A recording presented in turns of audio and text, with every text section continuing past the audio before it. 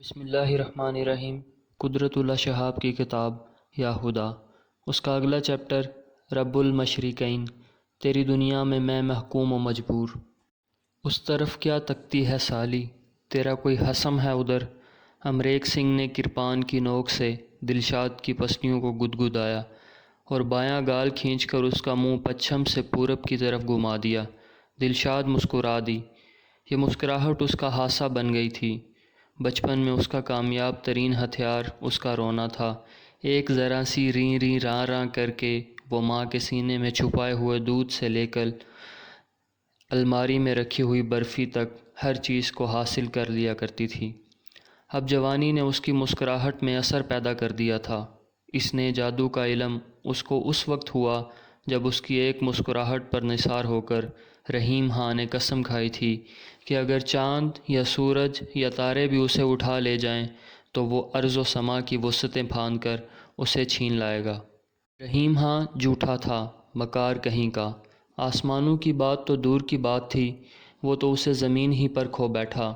دلشاد نظر بچا بچا کر قبلہ رو ہو بیٹھتی تھی اور خیال ہی خیال میں اپنی جبیں کو اس آستانے پر جھکا دیا کرتی تھی جس کے دامن میں رحمتوں اور نعمتوں کی ایک بے کراں دنیا پوشیدہ بتائی جاتی تھی۔ مغرب کی طرف کعبہ تھا۔ کعبہ اللہ میاں کا اپنا گھر تھا۔ اس گھر کا تصور دلشاد کے دل میں عقیدت اور امید کا ایک تابناک چراغ روشن کر دیتا تھا، لیکن امریک سنگھ کو پچھم سے بے حد چڑ تھی۔ یوں بھی سکھوں کی اس بستی میں چند رواج بڑے ٹیڑھے تھے، ایک کریلا دوسرے نیم چڑھا۔ 12 سے 12 بجے تک ان کے اعصاب کمان کی طرح تنے رہتے تھے اور یوں معلوم ہوتا تھا گویا کسی نے بستی بھر کے بچوں، جوانوں اور بوڑھوں کو بجلی کے تار میں پرو کر برقع دیا ہے۔ امریک سنگھ کا گھر مسجد کے عقب میں واقع تھا۔ اس مسجد کے دامن میں ایک بھیانک سا واہمہ پرورش پا رہا تھا۔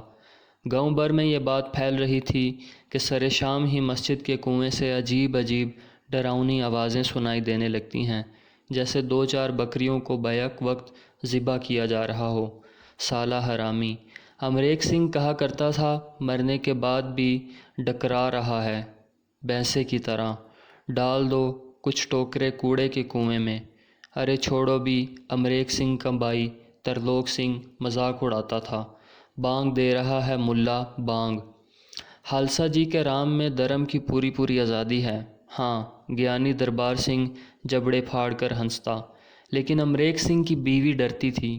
رات کو سناٹے میں جب مسجد کا کنواں گلا پھاڑ کر چنگاڑتا تو اس کا تن بدن ٹھنڈے پسینے میں شرابور ہو جاتا۔ اس کی آنکھوں کے سامنے ملا علی بخش کی تصویر آ جاتی جو مسجد کے حجرے میں رہا کرتا تھا۔ نحیف بدن، 2 ہاتھ کی لمبی داڑھی، آنکھوں پر موٹے گلاس کا چشمہ، سر پر سبز ململ کی بے ڈب سی پگڑی، ہاتھوں میں ریشہ، گردن میں ابری ہوئی رگیں۔ لیکن جب وہ صحن میں کھڑا ہو کے 5 وقت اذان دیتا تو مسجد کے گنبد گونج اٹھتے اور علی بخش کے نحیف و نڈال گلے سے وہ زناٹے کی آواز نکلتی جیسے بہت سی آبشاریں دست و بدآماں ہو کر گونج رہی ہوں۔ اذان کی آواز سے امریک سنگھ کی بیوی کو بڑی کوفت ہوتی تھی۔ 1 وقت یا 2 وقت کی بات ہوتی تو خیر، لیکن جب دن بھر میں 5 بار اسے یہی بول سننا پڑتے تو وہ گھبرا جاتی۔ اس نے بڑے بزرگوں سے سن رکھا تھا کہ اذان میں کالے جادو کے بول ہوتے ہیں اور جوان عورتیں اسے سن کر بانگی جاتی ہیں۔ اگر بن بیاہی نوخیز لڑکی بانگی جائے تو اس کے بانجھ ہونے کا ڈر تھا، اگر بیاہی ہوئی بیوی بانگی جائے تو اس کے حمل گرنے لگتے تھے۔ چنانچہ امریک سنگھ کے گھر میں پشت ہا پشت سے یہ رسم تھی کہ ادھر اذان کی آواز فضا میں لہرائی، ادھر کسی نے کٹورے کو چمچے سے بجانا شروع کیا، کسی نے چمٹے سے لڑایا، کوئی کانوں میں انگلیاں ٹھونس کر بیٹھ گئی، کوئی بھاگ کر پچھلی کوٹھڑی میں جا گھسی، اور اس طرح بہادر خاندان اپنی لاڈلیوں کی کوکھ کو کالے جادو کے اثر سے بچا کر ہرا بھرا رکھتا آیا تھا۔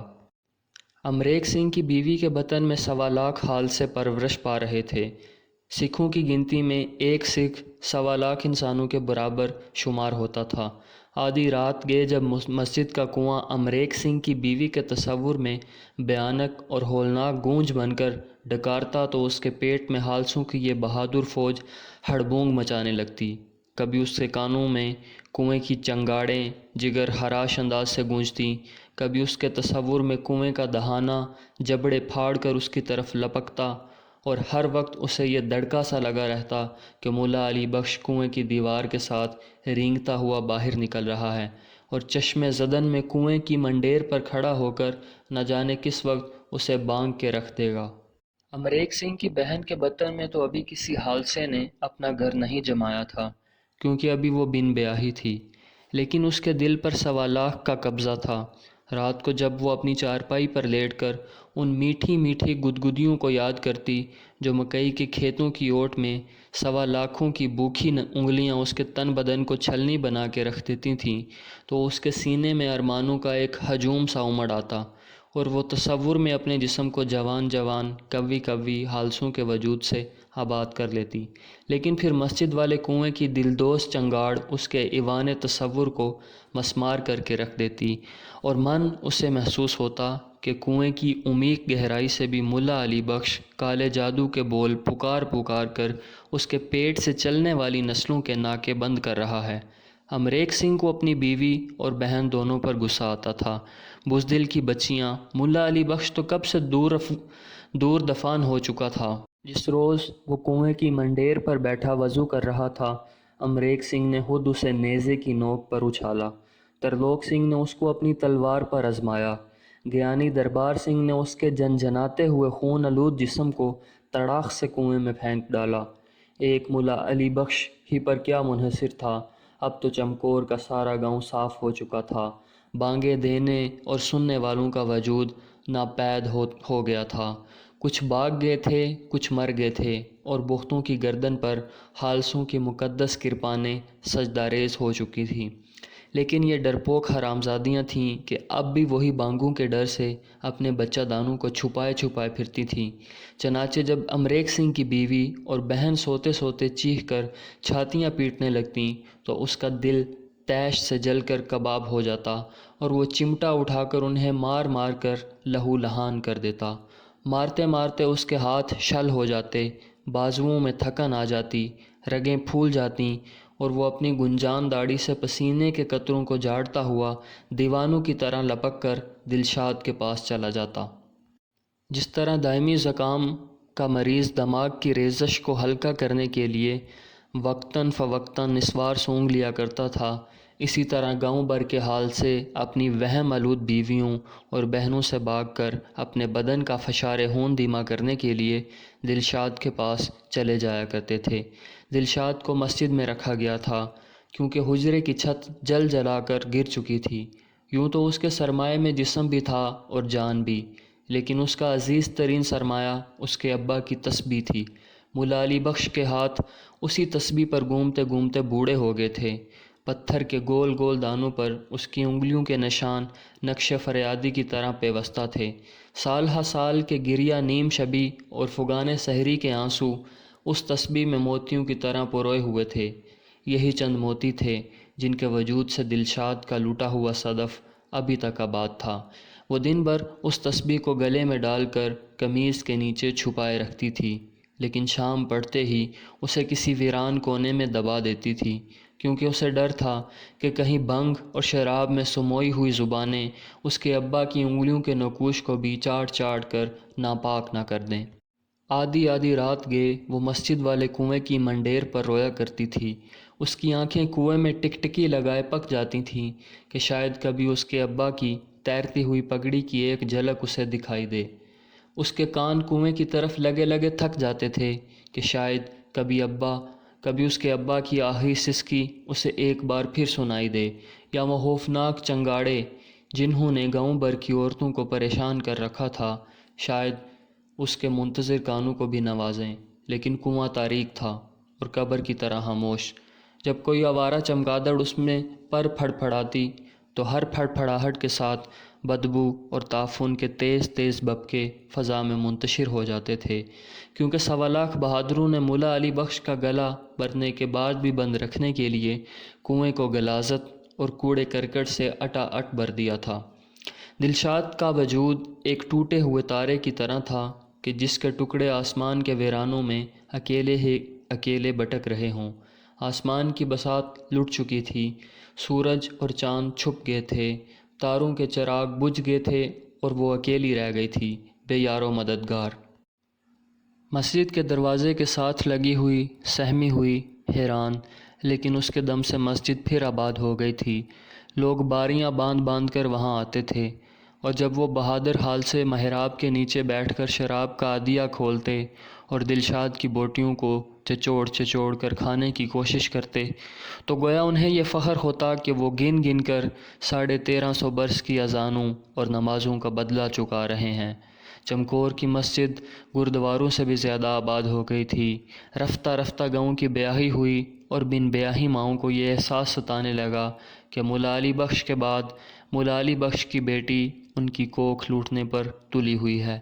وہ تو چمٹے کھا کھا کر اپنی چارپائیوں سے لگ کر سو جاتی تھیں، لیکن ان کے بہادر حال سے رات بھر دلشاد کے ساتھ اپنے آنے والی نسلوں کا سودا کیا کرتے تھے۔ امریک سنگھ کا باپ، امریک سنگھ کا بھائی، ایک حادثے کے بعد دوسرا حادثہ، دوسرے حادثے کے بعد تیسرا حادثہ، رات بھر وہ نظریں بچا بچا کر، موقع جانچ کر مسجد کے آستانے پر حاضری دیتے تھے، بنی ہوئی کلیجی اور گردے اڑاتے، تلے ہوئے کبابوں کا دور چلتا، شراب اور بنگ کی بالٹیاں بٹتیں، اور اپنی نسل بندی کے وہ بیج جن کو ہرا بھرا رکھنے کے لیے ان کی بیویاں 100 طرح کے جتن کرتی تھیں، وہ بلا دریغ مسجد کی چار دیواری میں بکھیر آتے۔ اور ایک دن بیٹھے بٹھائے یکا یک دلشاد سرسوں کی طرح پھول اٹھی۔ جب یہ خبر پھیلی گاؤں میں آگ سی لگ گئی۔ بیویوں نے چیخ چیخ کر اپنا سر پیٹ لیا، کنواری لڑکیوں نے رو رو کر آنکھیں سجا لیں، اور مکئی کے کھیتوں میں چھپ چھپ کر اپنے حالسوں سے ملنا چھوڑ دیا۔ کنویں کی چنگاڑیں تیز تر ہونے لگیں، گھروں میں فٹ پر فٹ آنے لگے، چمٹے پر چمٹے چلنے لگے، ایک کوہرام سمجھ گیا۔ پہلے تو سب کی یہ رائے ہوئی کہ بچہ پیدا ہونے سے پہلے ہی دلشاد کو مار کے کنویں میں پھینک دیا جائے، لیکن پھر امریک سنگھ کو ایک مفید تجویز سوجی، آم کے آم گٹھلیوں کے دام۔ ایک روز صبح سویرے وہ اسے اپنی بیل گاڑی پر بٹھا کے پاس کے تھانے میں لے گیا اور اغوا شدہ مسلمان عورتوں کی برآمدگی کے سلسلے میں اپنی کوششوں کا عملی ثبوت دینے کے لیے دلشاد کو پیش کر دیا۔ تھانے دار لبو رام نے امریک سنگھ کی کارگزاریوں کو خوب سراہا، پولیس کی طرف سے شکریہ کا ایک پروانہ اسے عطا کیا اور ڈپٹی کمشنر بہادر سے بھی سند دلوانے کا وعدہ فرمایا۔ پھر تھانے دار صاحب نے اینک اٹھا کر دلشاد کا جائزہ لیا۔ قبول صورت، جوان، ذرا پیلی سی لیکن گرم گداز، لیکن جب ان کی نظر دلشاد کے پیٹ پر پڑی تو ان کی ابری ہوئی امیدوں کو ایک زبردست دھکا لگا۔ پہلے تو انہوں نے سوچا کہ اگر 10-20 دن کی بات ہو تو وہ اسے ابھی تھانے ہی میں رکھ لیں، لیکن جب ہیڈ کانسٹیبل دریو دن سنگھ نے جوڑ توڑ کے حساب لگایا کہ ابھی خلاص ہونے میں 3-3.5 مہینے باقی ہیں تو تھانے دار لبو رام کو بڑی مایوسی ہوئی۔ رات کو کھانا کھا کر جب وہ ایک پتلی سی بنیان اور جانگیہ پہن کر چارپائی پر لیٹے تو انہوں نے دلشاد کو پاؤں دبانے کے لیے اپنے پاس بلا لیا، جاتے چور کی لنگوٹی ہی سہی۔ تھانے دار صاحب کے پاؤں کا درد بڑھتے بڑھتے پنڈلیوں میں آ گیا، پھر گھٹنوں میں، پھر رانوں کے اندر، پھر کولوں کے آس پاس، اور وہ دلشاد کا ہاتھ پکڑ کر اپنی دکھتی ہوئی رگوں کا درد دبواتے رہے۔ تھانے دار لبو رام کے نزدیک خواہش کا دوسرا نام تسکین تھا۔ چنانچہ ہوا تو کیا، چنی ہوا تو کیا، دلشاد کے لیے یہ کوئی نئی بات نہ تھی۔ پچھلے چند مہینوں میں اس نے زندگی کے پیچ کچھ اسی طرح کھولے تھے کہ اس کے بدن کی بوٹی بوٹی گویا مرہم کا پھاہا بن کر رہ گئی تھی۔ جب کوئی اسے جہاں سے جی چاہتا لگا لیتا اور اس کے جسم کا ہر حصہ بڑکتے ہوئے، ہانپتے ہوئے بے چین انسانوں کو چند ہی لمحوں میں تسکین کا جام پلا دیتا تھا۔ لیکن اس کی اپنی رگ رگ میں کتنے پھوڑے تھے، کتنی ٹیسیں تھیں، کتنے رستے ہوئے زخم تھے، کاش رحیم ہاں ہوتا تو دیکھتا۔ دلشاد کو اپنے آپ پر بھی غصہ آتا تھا کہ اس نے بیچارے رحیم ہاں کو اتنی بار ناحق مایوس کیا تھا۔ ایک روز جب اس نے اسے زبردستی چومنے کی کوشش کی تھی تو دلشاد نے غصے سے اس کے سر پر ایسا دوہتڑ مارا تھا کہ اس کی چوڑیاں ٹوٹ کر رحیم ہاں کے ماتھے میں گڑ گئی تھیں، اور وہ خود ساری رات انگاروں پر لوٹتی رہی تھی کہ نہ جانے خدا اور رسول صلی اللہ علیہ وآلہ وسلم رحیم ہاں کو اس گناہ کی کیا سزا دیں گے۔ بیچارہ رحیم ہاں۔ 15-20 دن کے بعد جب تھانے دار لبو رام کے گھٹنوں اور کولوں اور کمر کا درد ذرا کم ہوا تو انہوں نے دلشاد کو چھٹی دی اور ہیڈ کانسٹیبل دریودن سنگھ کے ساتھ اسے امبالہ کیمپ بھیج دیا گیا۔ راستے میں ہیڈ کانسٹیبل دریودن سنگھ کے کولوں اور گھٹنوں میں بھی کئی بار درد اٹھا، لیکن دلشاد بڑی تنددہی سے اس کے درد کا مداوع کرتی گئی اور 10 گھنٹے کی مسافت انہوں نے 10-12 دنوں میں بخیر و عافیت طے کر لی۔ امبالہ کیمپ میں بہت سی لڑکیاں تھیں، بہت سی عورتیں، جواں بھی خوبصورت بھی، لیکن ٹوٹے ہوئے تاروں کی طرح کہ جن کے سرر بجھ گئے ہوں، جن کی کہکشاں لٹ گئی ہو، جن کی تنویروں پر کیچڑ مل دیا گیا ہو۔ ہر روز فوج کے ٹرک آتے تھے اور نئی نئی لڑکیوں، نئی نئی عورتوں کو امبالہ کیمپ میں چھوڑ جاتے تھے۔ ناموس اور تقدس کی تسبیح کے یہ بکھرے ہوئے انمول موتی پھر اپنے مرکز کی طرف جمع ہو رہے تھے کہ نبی ان پر اپنے سبحان، اپنے غفور الرحیم، اپنے پاک پروردگار، اپنے قادر مطلق کی حمد کا وظیفہ شروع نہ ہوا تھا، بلکہ camp commander major Pritam Singh اور اس کے جواں مرد سپاہی ابھی تک ان پر گرد کی بانی جپتے تھے۔ خیر، دلشاد کو اب ایک قسم کی چھٹی تھی۔ یوں تو نیک اولاد ہمیشہ اپنے ماں باپ کا سہارا ہوتی ہے، لیکن دلشاد کو اپنے ہونے والے بچے پر بڑا ہی بھروسہ تھا کہ اس نے پیدا ہونے سے پہلے ہی اپنی مجبور ماں کو اپنی حفاظت میں لے رکھا تھا۔ امبالہ کیمپ کے پہلو میں ریلوے لائن تھی۔ سورج کی روشنی میں ریل کی پٹریاں چاندی کے تار بن کر چمکتی تھیں اور دور، بہت دور، مغرب کی طرف ان کی نقرئی لڑیاں خوابوں کے سہانے جزیروں میں گم ہو جاتی تھیں کہ ان کا دوسرا سرا مشرقی پنجاب میں نہیں، مغربی پنجاب میں ہے۔ مغربی پنجاب۔ مغرب کا خیال آتے ہی دلشاد کی راکھ میں ایک ننھا سا چراغ ٹمٹما اٹھتا۔ مغرب میں کعبہ ہے، کعبہ اللہ میاں کا اپنا گھر ہے، لیکن کیمپ کی دوسری عورتیں کہتی تھیں کہ مغرب میں اور بھی بہت کچھ ہے۔ وہاں ہمارے بھائی ہیں، ہماری بہنیں ہیں، ہمارے ماں باپ ہیں، وہاں عزت ہے، وہاں آرام ہے۔ دلشاد سوچتی تھی کہ شاید وہاں رحیم ہاں بھی ہو۔ یہ خیال آتے ہی اس کے جسم کا رواں رواں مچل اٹھتا اور وہ بے چین ہو جاتی کہ پر لگا کر اٹھ جائے اور اپنے تھکے ہوئے، دکھے ہوئے جسم پر اس ارض مقدس کی ہاک مل لے۔ ہفتہ، 2 ہفتے، مہینہ، 2 مہینے، دن گزرتے گئے، راتیں بیتتی گئیں اور مغرب کا خوشائن تصور دلشاد کے سینے میں امیدوں کا نور پھیلاتا رہا۔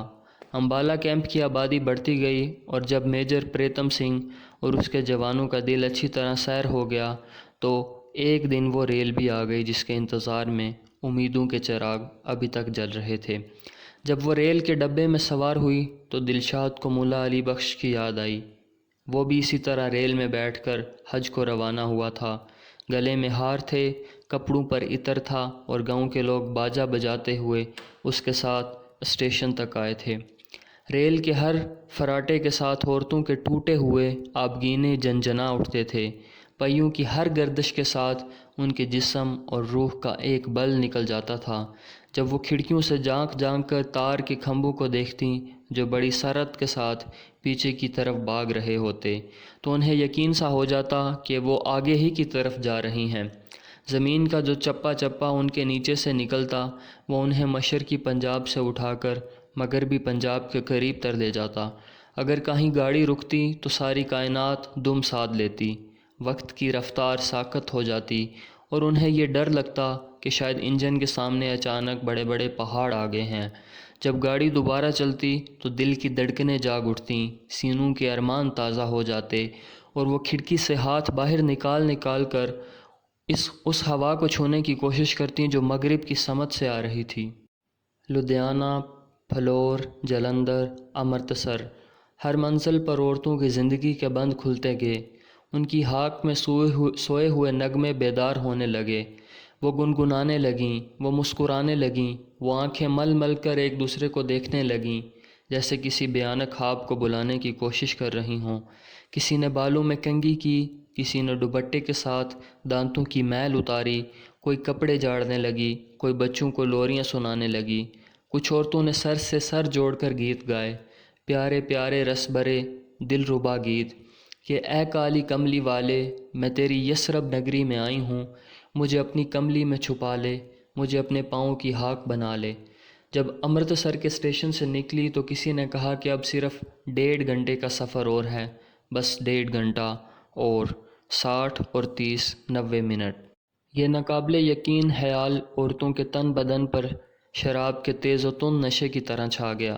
اپنی منزل کو اتنا قریب پا کر وہ شدت احساس سے مفلوج سی ہو گئیں۔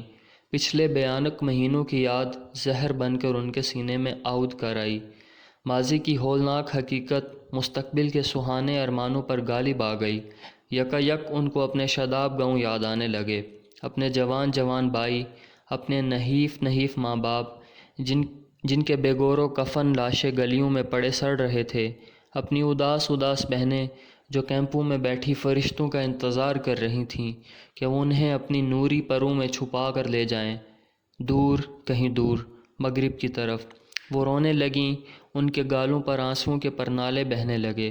دلشاد بھی رو رہی تھی، بلک بلک کر، سسک سسک کر، اور آنسوؤں کا نمکین پانی اس کے ہونٹوں پر پہاڑی چشموں کی طرح ابل رہا تھا۔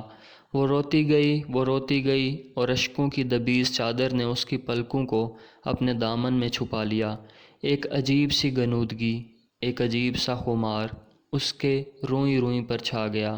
اسے یوں محسوس ہونے لگا کہ وہ سمندر کی اتھاہ لہروں میں غوطے کھا رہی ہے اور بے شمار سنپولیے اس کے تن بدن پر رینگ رہے ہیں۔